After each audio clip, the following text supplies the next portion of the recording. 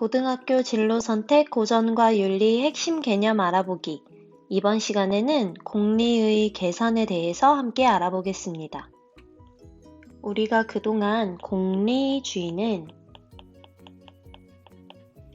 쾌락을 증진시키고 고통을 감소시키는 행위를 도덕적으로 옳은 행위이고 행복하게 만들어주는 방법이라고 이야기를 했었는데요. 그렇다면 우리가 나의 쾌락뿐만 아니라 다른 사람의 쾌락, 모두의 쾌락까지 생각하게 되는 이유는 무엇일까요? 이번 시간에는 그 내용에 대해서 한번 배워볼 거예요. 우리 삶을 불만족스럽게 만드는 첫 번째 원인은 이기심이다. 그리고 그 다음은 정신교양의 부족이다.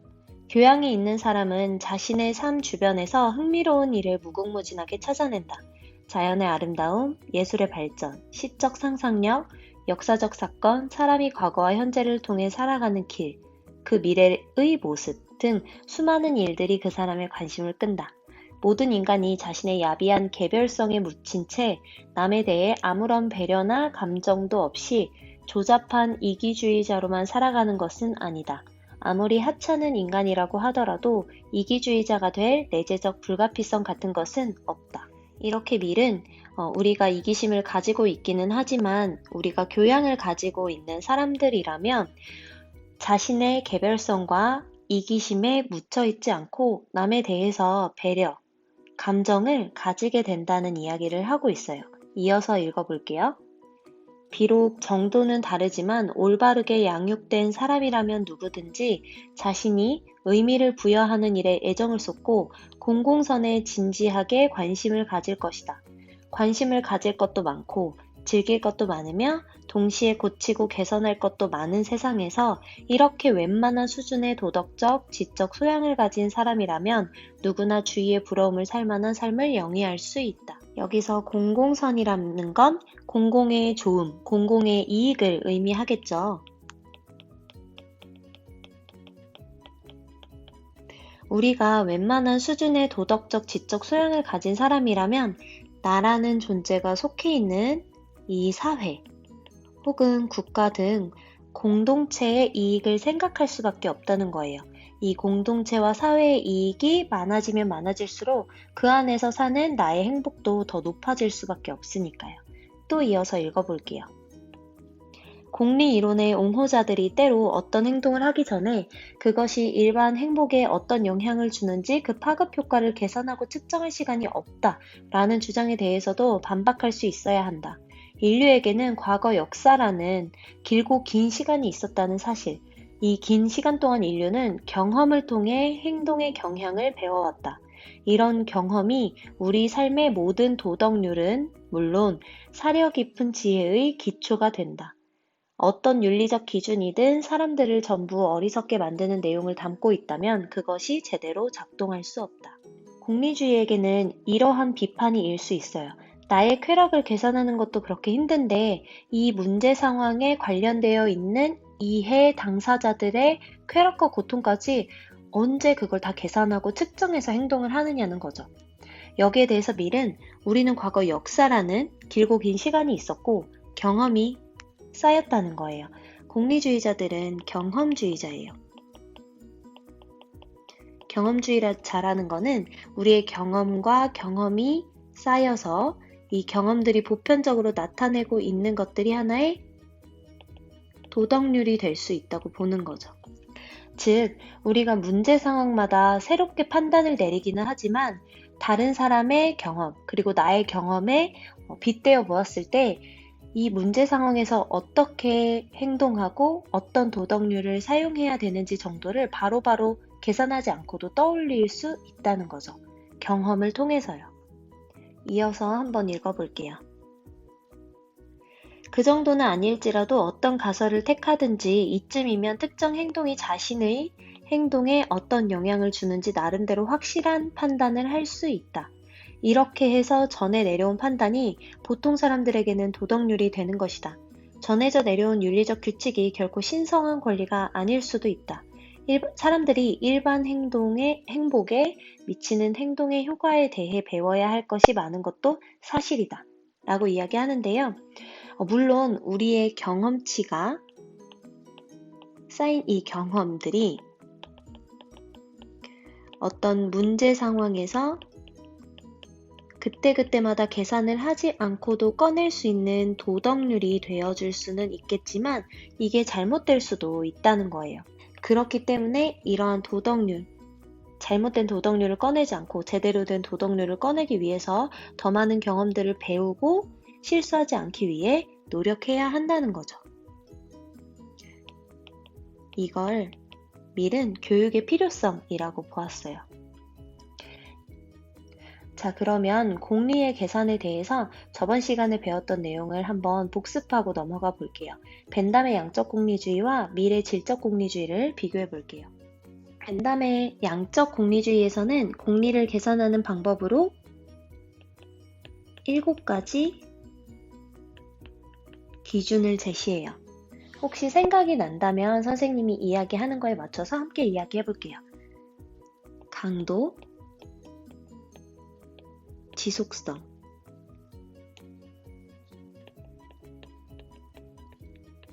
확실성, 근접성, 다산성, 순수성, 범위, 이렇게 7가지였죠.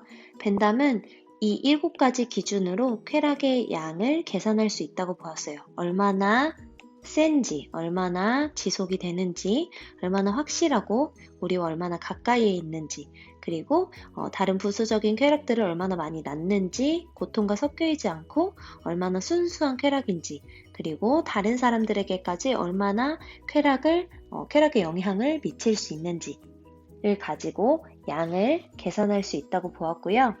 밀 같은 경우에는 양적인 부분뿐만 아니라 질적인 부분도 생각해야 한다고 했고 주장했고, 이 질이라는 것은 어떻게 판단할 수 있느냐? 사람들의 경험으로 판단할 수 있다고 보았어요. 그래서 두 쾌락을 모두 경험한 사람들 중 전부 혹은 거의 전부가 더 낫다고 판단하는 쾌락이 질적으로 높은 쾌락이다 라고 한다고 했죠. 그래서 질적인 부분은 양처럼 어떤 수치화가 힘들기 때문에 당연히 사람들의 경험과 사람들의 판단에 기대서 생각할 수밖에 없다고 주장을 했고, 그래서 질적으로 낮은 쾌락과 높은 쾌락 두 가지를 모두 경험한 사람들 중 전부 혹은 거의 전부는 아마 대부분 내가 더 높은 능력을 써야지만 이룰 수 있는 쾌락, 즉 질적으로 높은 쾌락을 선택하게 되어 있다라는 주장을 통해서 이들이 더 낫다고 판단하는 쾌락이 질적으로 높은 쾌락이다라고 주장을 했다는 점. 복습이 되었나요? 자, 그러면 이번에는 저번 시간에 배우지 않았던 행위공리주의와 규칙공리주의에 대해서도 한번 배워볼게요. 아까 공리주의에 대한 비판 중에서 어떻게 그 행위마다 계산을 해서 행동을 할 수가 있을까? 문제 상황이 닥쳤을 때 사람들의 쾌락을 예를 들면 벤담이 제시했던 이러한 7가지 기준을 그때 상황에 맞춰서 다 계산을 해본 다음에 수치가 더 높은 거, 혹은 그 문제 상황에서 그 쾌락을 모두 경험한 사람들의 판단에 기대어서 그때마다 판단을 내리게 되면 좀 어렵긴 하겠죠. 그 행위마다 판단을 내리는 걸 행위공리주의라고 하고요. 이런 행위공리주의에 대한 비판에서 나온 대안책으로 나온 공리주의를 규칙공리주의라고 합니다. 공리의 원리라는 건 뭐죠? 최대 다수의 최대 행복을 추구해야 한다는 게 바로 공리의 원리였죠. 이 공리의 원리를 각 행위에 적용해서 문제 상황에 빠져 있을 때마다 그 행위에 적용을 해서 계산을 하게끔 하는 게 행위 공리주의예요. 근데 아까 이야기했듯이 이 행위 공리주의의 문제점은 모든 상황에서 계산하기가 어렵다는 문제점이 있고요. 또 두 번째 문제점은 잘못된 행위를 옳다고 잘못 판단 내릴 수 있다는 거예요. 예를 들면 어떤 상황에서 내가 뇌물을 받는 것이 나에게도 이득이 되고 내 가족들에게도 이득이 된다는 잘못된 판단을 내려서 뇌물을 받는다고 해봅시다. 아무도 모른다고 했을 때에는 우리가 정말 이익만 따졌을 때 그게 마치 쾌락을 증진시키니까 도덕적으로 옳은 행위라고 잘못 판단 내릴 수도 있겠죠. 각 행위마다 판단을 내리고 계산을 하다 보니까 이런 문제점들이 발생하기도 해요. 그래서 규칙 공리주의는 이 공리의 원리를 각 행위가 아니라 규칙에 적용을 합니다. 어떤 종류의 행위를 요구하는 규칙이나 관행에 적용을 하게 되면 우리가 문제 상황마다 다 각각 계산할 필요 없이 비슷한 문제 상황, A 종류의 문제 상황, B 종류의 문제 상황, C 종류의 문제 상황마다 계산을 하는 게 아니라 이때 상황에 지켜야 하는 규칙을 그때마다 적용을 하는 거죠. 그래서 애초에 1번 규칙, 2번 규칙, 3번 규칙을 만들 때 이 규칙에 최대 다수의 최대 행복의 원리를 적용해서 원칙들을 만들어 놓은 다음 비슷한 문제 상황에서는 어렵게 계산하지 말고 그 도덕률, 그 규칙이나 관행을 꺼내다 쓰면 되는 거겠죠. 자, 행위공리주의와 규칙공리주의의 차이 이해되셨나요? 자, 이번에는 공리주의, 즉 공리, 공공의 이익을 우리가 어떻게 생각하고 이것을 추구하게 되는지에 대한 이야기를 한번 읽어볼 거예요. 공리주의자들도 자기 헌신의 도덕성을 주장할 자격이 있음을 알아야 한다. 공리주의 도덕률에서는 인간이 다른 사람들을 위해 자신에게 가장 소중한 것마저 희생할 수 있음을 인정한다. 다만 그런 희생이 그 자체로 가치가 있는 것이라고는 생각하지 않는다. 행복의 총량을 증대시키지 않거나 증대시킬 경향이 없는 희생은 한마디로 낭비에 지나지 않는다고 보기 때문이다. 공리주의는 다른 사람들, 즉 집단적 의미로서의 인류 또는 인류의 집단적 이해관계에 의해 설정되는 한계 속의 개인의 행복 또는 그 행복에 이르게 해주는 수단을 위해 헌신하는 자기 부정만을 찬양하는 것이다. 밀은 우리 인간에게는 다른 사람들을 위해서 나의 소중한 것마저 희생할 수 있는 도덕성이 이미 있다고 이야기를 합니다. 그래서 우리가 희생을 한다는 것은 행복의 총량을 증대시킬 때에만 그것이 옳다라고 주장을 하는 건데요. 자, 공동체가 있다고 해볼게요. 다른 말로 인류라고도 할 수 있을 것 같아요. 그 안에 나라는 개인이 있다고 해봅시다.